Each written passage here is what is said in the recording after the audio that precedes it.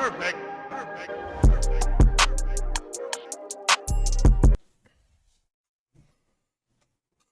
All right. Check, man. All right. We just watched all the games back, right? So it was like a 6-hour broadcast. We got it done in 4 hours. Okay, just under 4 hours, right? Watched all the games back. All right. So we're gonna go back to the beginning of this whole. Actually, let's start with the recap. I think that's like the best way to do this, right, Dirty Boy? Yeah. Okay. So we're going to go back to here. All right. So the finals were underwhelming. Two great teams in the finals, but they were underwhelming. I mean, the 76ers won 2-0 in blowouts. I mean, look at the scores. They're pretty much identical. The Wizards scored 54 in game 1, 53 in game 2, and then the 76ers 81 in game 1, 71 in game 2. So blowouts, basically, right? 18 plus 18 in the second game in game 2, and then almost plus 30 in that first game. There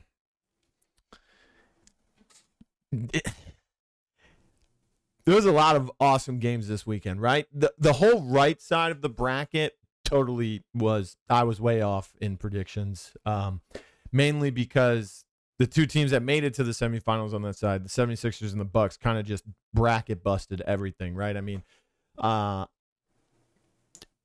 didn't have them losing to the Lakers, didn't have them beating, or I had them losing to the Lakers after they upset the team I had them losing to begin with, which was the Warriors. CB13 did not play as well in that game. I mean, the 76ers throughout the entire tournament, they had some huge plays come out from everyone on the team. But I mean, defensively, Yusuf, DT, they played great on the defensive side of the ball. DT also put up some big numbers points-wise as well.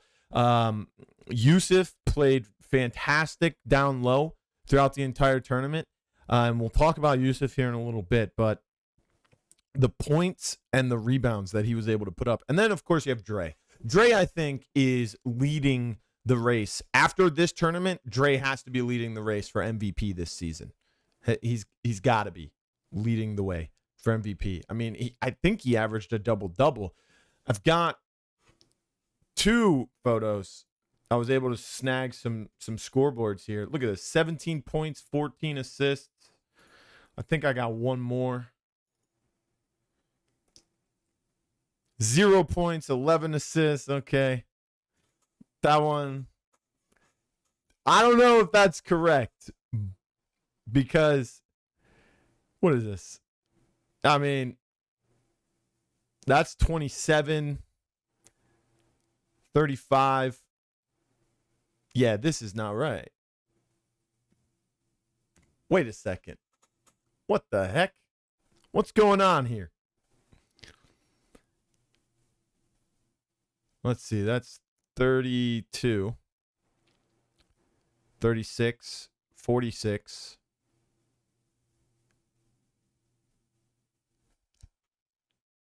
$54.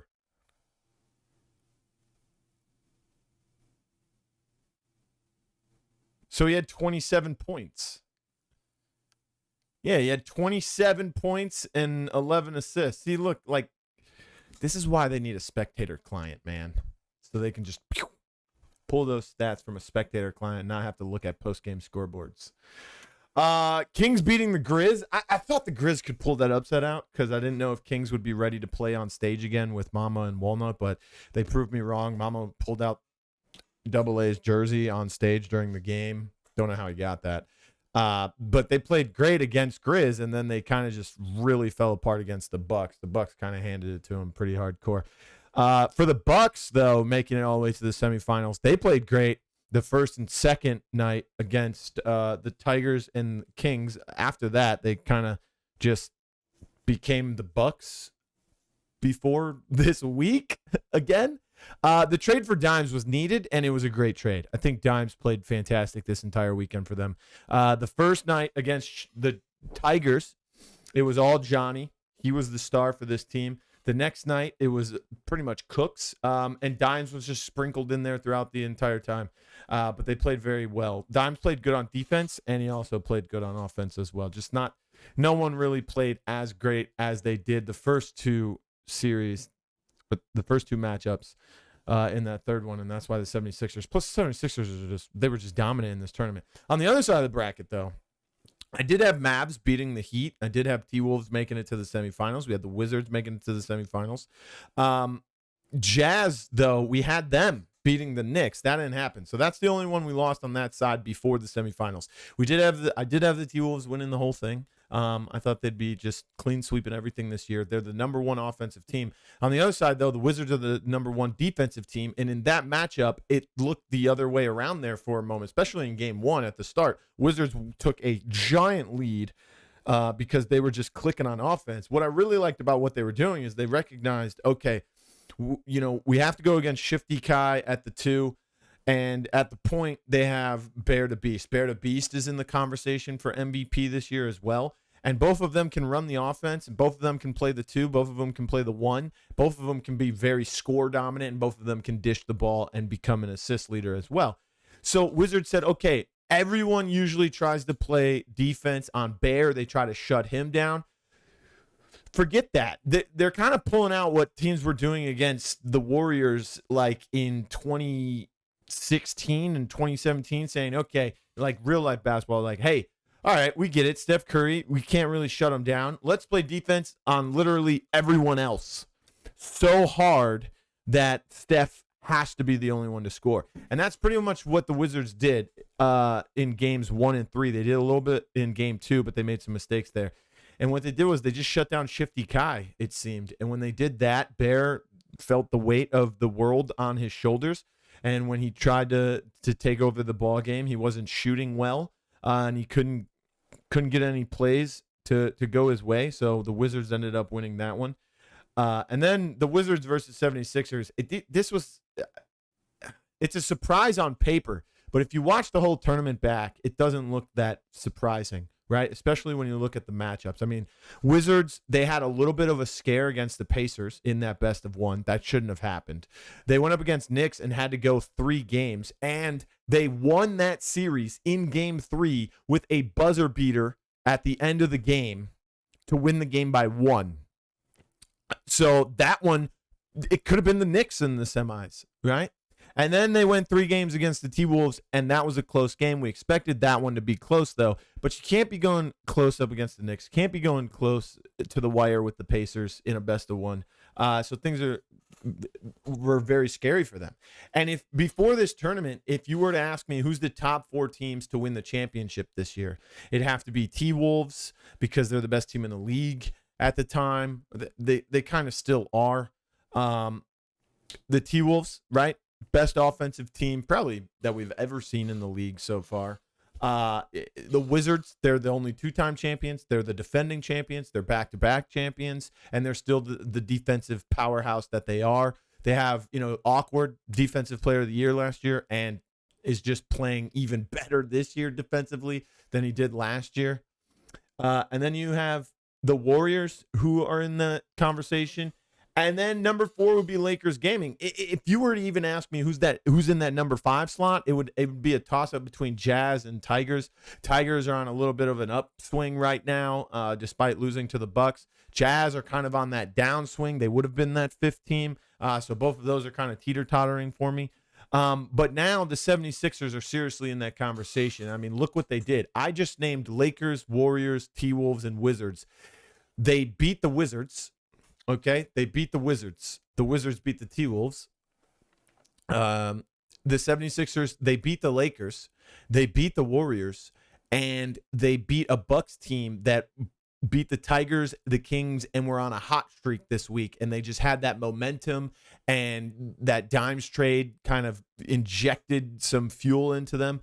So the 76ers, I think, are potentially... They're a top 3 team. You could argue that they're top 2, and I could see the argument for saying that they're the number 1 team right now. Now, where all of this gets very insane is the fact that there's a rumor that has pretty much been confirmed by the way that they're speaking, is that Yusuf is getting traded. And I don't understand this trade, man.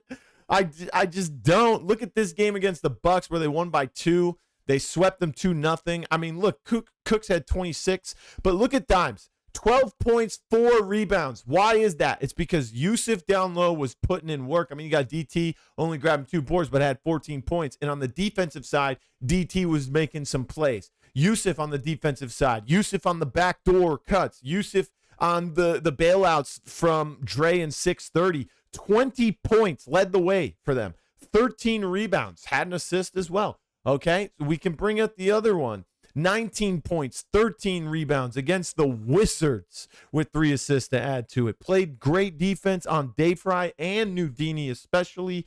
I mean, Awkward had to pick up the slack and throw out 16 points because Nudini couldn't get open on the corner, couldn't get any of those usual shots. I mean, power forwards are such a large part of the game this season compared to what they have been in the past, right? DT played well that game as well. We already know Dre did not have 0 points. That's 27. We did the math. 26 or 27. So he's playing great. All right, so we're going to go back to the beginning where Yusuf puts out this tweet here, okay? And, people are starting to realize what is happening here. And people are starting to realize what happened. And I didn't believe it at first, and this was June 10th, so this was 2 days ago at like 2 a.m. So, yeah, it was 2 days ago. So this would have been, what is that, Wednesday night? Yeah, it would have been Thursday night after those games. So they played Wednesday, and they didn't have to play again until Friday. People were commenting on this saying, see how many half-court shots you can put up in the game tomorrow, whatever it may be. They're making jokes about it. And I'm like, there's no way he got traded, like, in the middle of this tournament. They won their best of 1 against the Warriors. They just beat the Warriors. Like, what is happening? So then we see him wake up with this tweet, man. Good morning. And this is the tweet. And, you saw me saying, but why, though? This person said, what's wrong, Yusuf? You don't know? So I didn't understand what was happening. 7 quote tweets. Like, they were going crazy for this. I just don't understand. So then we see this come in. And, he says, I'm a hoop regardless of the situation. Love my brothers over here. Knowing that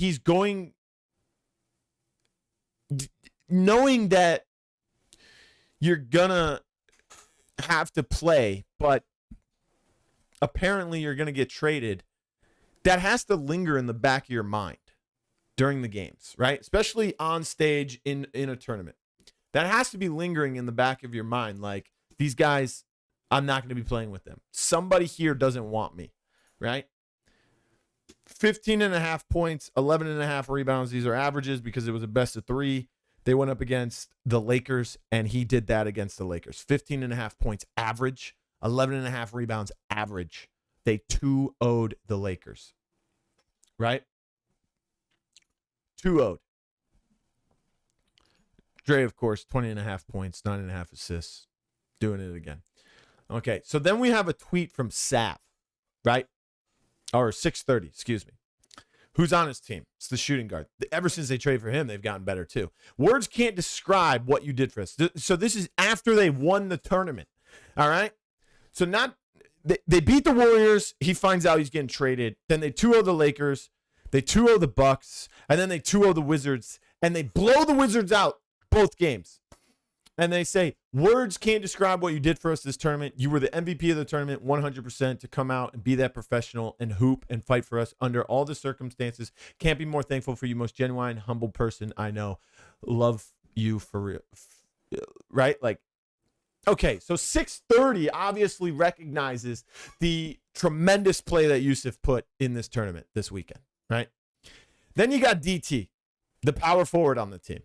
Can't say enough about my brother Yusuf. Professional and the best teammate I've ever had. He was the MVP of the whole tournament, and it's not even close. You're going to kill it wherever you are, brother. Always love. You know the vibes. again, it seems like the teammates want him there.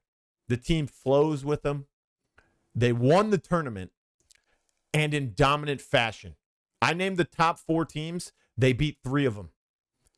They only had to play 3 of them. They beat 3 of them. Then we got the coach's tweet. Yusuf, thank you for everything, bro. I know I don't have to say much, but man, the most genuine person I've met in my life. Warzone runs and some FIFA has to happen still. I love you, bro. Always here. If you need anything, go make the same impact. He says this, but then when I clicked on this, it says general manager and head coach of the 76ers. He added to his resume, he's a great coach, good GM. He made the move for 630. That paid off.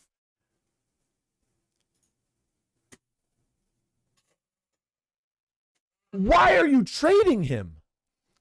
Crazy past 3 days for me. Y'all can't even imagine the mixed feelings I had going. I had to stay locked this whole tournament for my boys. I'm happy we got the job done.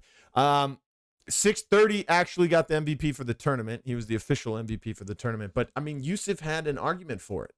Yusuf, I don't know where you're going to end up, man. I don't know what this team is getting in exchange for you.